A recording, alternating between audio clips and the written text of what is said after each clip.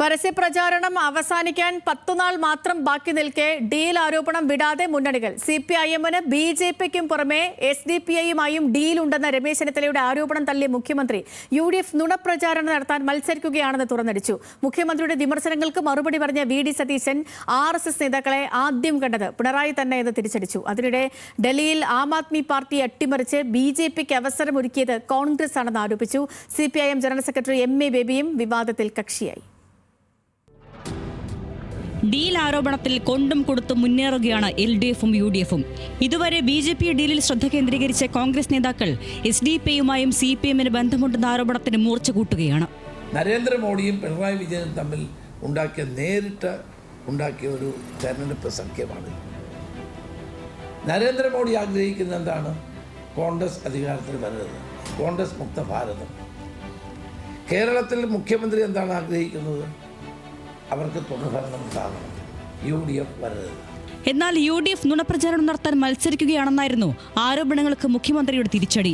വികസനത്തിൽ നിന്ന് ചർച്ച വഴിമാറ്റാൻ ബോധപൂർവം ശ്രമം നടക്കുകയാണെന്നും മുഖ്യമന്ത്രി വിമർശിച്ചു. എൽഡിഎഫ് നാടിൻ്റെ വികസനത്തെപ്പറ്റി പറയാതിരിക്കുക, നാടിൻ്റെ വികസനത്തെപ്പറ്റി പറയുന്നത് ഇവർക്ക് പ്രയാസം സൃഷ്ടിക്കും എന്നാണ് അവർ കാണുന്നത്.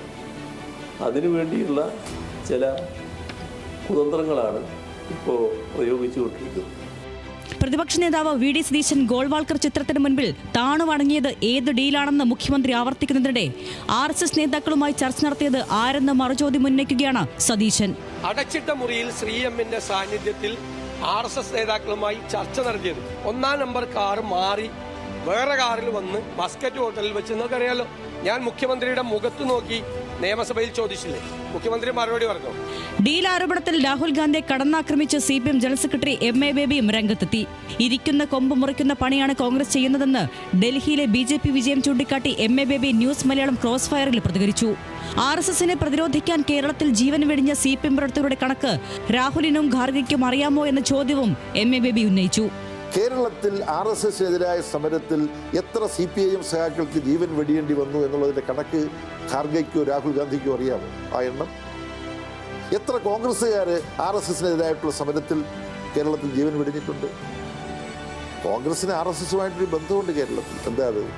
ആർഎസ്എസ് ശാഖയ്ക്ക് ഞങ്ങൾ കാവൽ നിന്നിട്ടുണ്ട് എന്ന് ഇപ്പോഴും കോൺഗ്രസിന്റെ നേതൃത്വത്തിൽ തുടരുന്ന മുൻ കെപിസിസി പ്രസിഡന്റ് പറഞ്ഞിട്ടുണ്ട് എന്നുള്ള കാര്യം ഖർഗെയ്ക്കോ രാഹുൽ ഗാന്ധിക്കോ അറിയാമോ?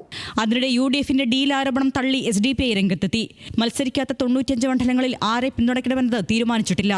വേങ്ങരയിലും മങ്കടയിലും ഉൾപ്പെടെ തീരുമാനം ഉടനുണ്ടാകുമെന്നും എസ്ഡിപിഐ സംസ്ഥാന പ്രസിഡന്റ് CP ലത്തീഫ് പറഞ്ഞു. എൽഡിഎഫിനെ പിന്തുണയ്ക്കണമെന്ന് ഇതുവരെ തീരുമാനിച്ചിട്ടില്ല. പിന്തുണയ്ക്കുന്നത് തടസ്സമൊന്നുമില്ല, പക്ഷേ തീരുമാനിച്ചിട്ടില്ല. എൽഡിഎഫിന് കൊടുക്കണമെന്നോ യുഡിഎഫിന് കൊടുക്കണമെന്നോ ഉള്ള ഒരു തീരുമാനത്തിലെത്തിയിട്ടില്ല. വ്യക്തിയാധിഷ്ഠിതമായി പിന്തുണയ്ക്കുന്നതിൽ ഞങ്ങൾക്ക് താല്പര്യമില്ല. മുന്നണികളാണല്ലോ ഇപ്പോൾ കേരളം ഭരിക്കുക. അപ്പോൾ ഒരാൾ നല്ലൊരു വ്യക്തിയാണ്, അയാൾ ജയിച്ചു വന്നാൽ അയാൾക്ക് എന്തെങ്കിലും ചെയ്യാൻ പറ്റും, അങ്ങനെയൊന്നുമില്ല. അതൊക്കെ മുന്നണിയുടെ തീരുമാനമാണ്. പ്രത്യേകം പോളിസിയാണ് പ്രധാനം. എസ്ഡിപിയുടെ വോട്ട് വേണ്ടെന്ന് പറയുന്നവർക്ക് വോട്ടില്ലെന്നാണ് പാർട്ടിയുടെ നിലപാട്. വിവിധ ബ്യൂറോകൾക്കൊപ്പം ന്യൂസ് ഡെസ്ക് ന്യൂസ് മലയാളം.